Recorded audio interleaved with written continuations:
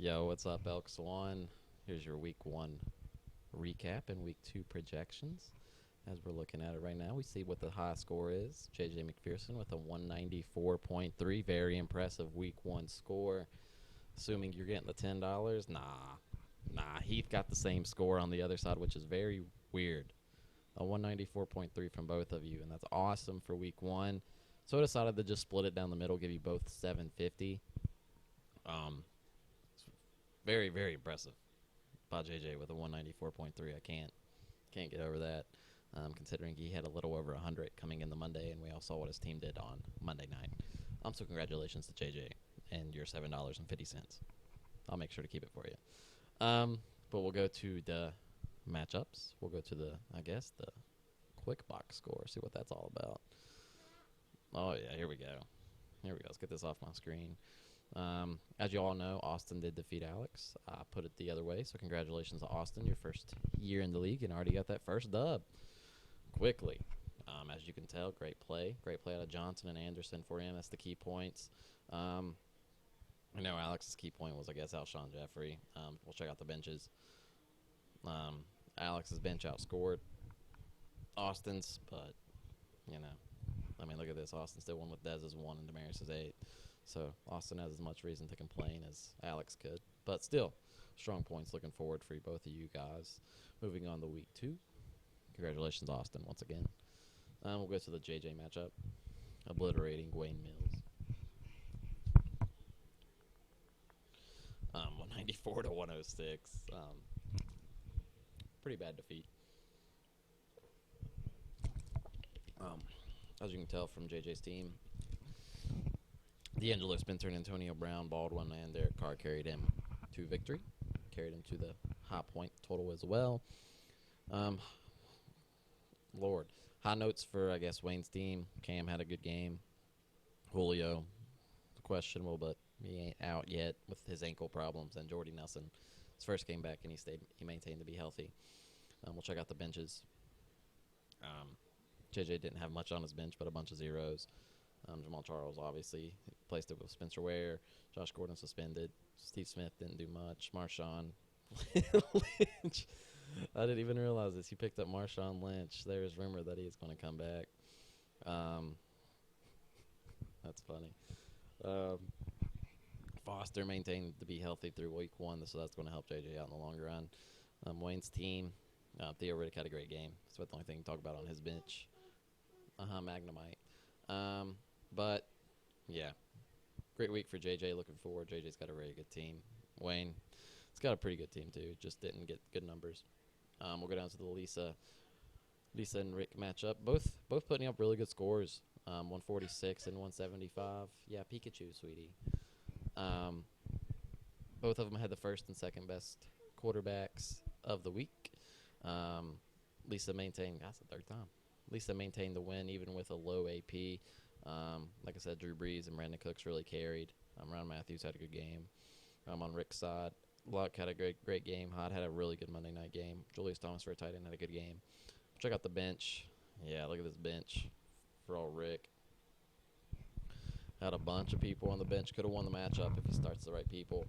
Obviously, I can't blame you for starting GoDB and Marshall. I wouldn't start, Jordan Matthews or Willie Snead over in week 1. But if you did, you're probably the leading high scorer in the league, and, you're 1-0. But still, it's a lot. That's, upside to your defeat is you had a very good bench.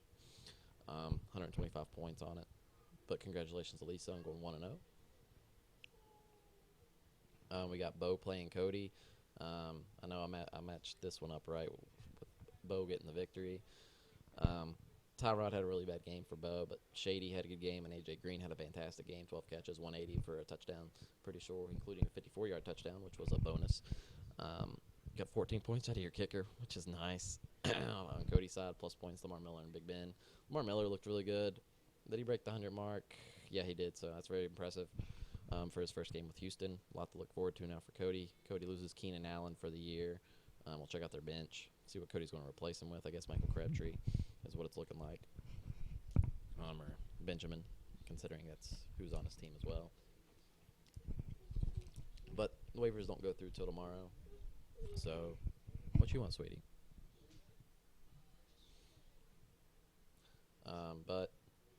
with that being said, congratulations to Bo. He did have Larry Fitzgerald on his bench, and Jameis Winston could have had a very good week. He could have been a high scorer as well if he starts the right people, but still, Bo looks like he's got a pretty good team. Got Andy Bells and Seth, the newcomer that didn't win on this side. But still, a good week from Seth, 140. You can't complain about that. Just got matched up with a better opponent. And Andy Bells, Forte, Rogers, Yeldon all had good games. Jackson, Evans, Moncrief had good games. Witten had a good game. Obviously, his defense didn't have a good game. That's the strong points, getting double-digit numbers out of most of your team, but 2 people. And looking over here at Seth's team, Eli had a good game. Zeke, Murray, Macklin, Cooper all had great games. Dwayne Allen, good game for a tight end. So, I mean, like I said, they both had good games, bunch to build on going into week 2. Obviously, Andy's bench had better production. So this was Andy's to lose, I guess, after all this being said, looking at the benches. So, yeah. Good game. Go to the scoreboard going into week 2. Everyone's looking forward to it now. We got the week 1 kinks out of the way. See what your team really can do now. Coming into week 2, we'll start with Wayne Mills and Alex. I clicked the wrong thing. I need to hit the preview. See what ESPN thinks. I'm not going to project scores this week. I'm just going to project a winner. After that bad week 1 of scores I projected. Scores really don't matter. Just the victory. They got it going to Wayne. ESPN does. We'll check it out.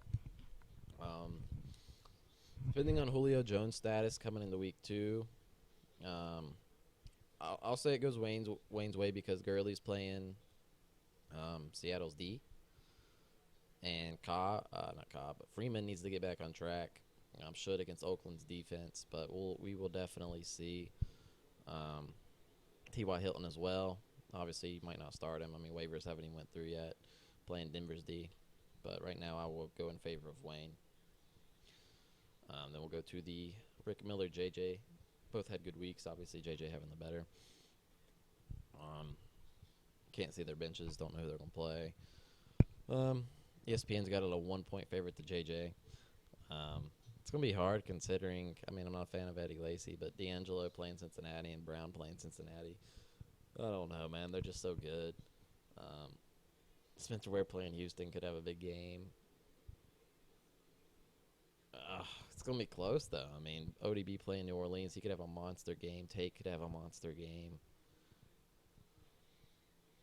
I'm going to go out on a limb and say Rick Miller wins. I don't know. No, wait. Luck playing Denver's D. Oh, man. Yeah. Oh, and Doug playing Arizona's D. Nah. JJ wins. That's just too tough. Too tough, considering how bad they carried last week. Well, besides Doug, he had a good game, but not carried like Luck did. Yeah, I'll go JJ. Close one, though. Very close. Super close. We'll go Battle of 1-0s. Lisa and Bobo. Bo still has the same lineup as last week, so don't know if he's going to start Larry or Winston. It's in favor of Bo right now. And I think the major key is going to be if AP can get back on track for Lisa. I think that's the way she wins this matchup. Looks like he's got a really good team. Hopkins playing Kansas City, Green playing Pittsburgh. It's a rivalry game for old AJ Green. Greg Olsen should get rolling still with San Francisco's D, even though they looked very good, but that was against Case Keenum and the Rams, which suck. If Bo does start Tyrod, he'll get 2 of his players done on Thursday, which will be the setting factor for this matchup. Obviously, Lisa has the Jets D. Only one thing going on Thursday. So we'll see. I'm going to go in favor of Bo. I like Bo to win that one. Austin and Andy, another battle of some 1-0s. Got old Demarius Thomas questionable. I wonder what his status is. I haven't even checked. Okay. Still expected to start, which is very positive considering he had an hip injury. Russell Wilson rolled his ankle. Don't even have him, but I read it earlier. Rolled his ankle, should be fine to go. Rams defense always plays them tough, but we'll see. They looked really embarrassing on Monday night. And being at LA, it's their first home game. We'll see. C.J. Anderson and David Johnson both have favorable matchups who looked very well last week. look to see if Dez has a bounce back week. We saw what Antonio Brown did to Washington's defense on Monday night. Looking to Dez have the same thing. Demaryius Thomas could have a big week against Indy's D, unless C.J. Anderson gets the rock just the most. Going on to the other side, Rodgers could have a big game. Forte, see what he can do on Thursday night. Sean Jackson had a good game, caught a lot of dumps, big catch in there. Mike Evans going against Cardinals D. I'm going to agree with what they say. I like Austin's team to win this one. Yeah, I'm going to go with Austin. What? But yeah, sorry about that. Like I said, Austin's going to win that one. I'm coming to the last matchup. Cody versus Seth. Battle of some 0-1s here. Seth looking for his first ever fantasy win being in the league. It is only week 2, so I'm over here like over-exaggerating that. But looking at the matchups, don't know if Sammy's going to go. Don't know if Gronk's going to go. Cody lost Allen. Still hasn't got him out of the lineup. John Brown had an awful week 1. As you can tell, ranked 100th. Just where Dez Bryant's at. So he must have a point. Looking at it, like I said, I can't see their bench. But I'll go in favor of Seth. He had a really good week, 140 last week. Cody's team still waiting on Le'Veon Bell to come back, so I'm going to go in favor of Seth. So that's all the matchups. That will go to standings. Obviously, y'all can check them out. Y'all know what they look like. JJ being in first. I mean, it's obviously a 5-way tie for first, but JJ put up the most points. I'll put him in first. Everyone does make the playoffs, but to me, the regular season standings do matter. If the season was to end right now, these 3 would collect money. I'm pretty sure it's 125, 160. So remember that regular season does matter for some monies. But good luck to everyone in week 2, and this video will be where it's always at. Good luck to everyone, and good luck on the waiver wire tomorrow.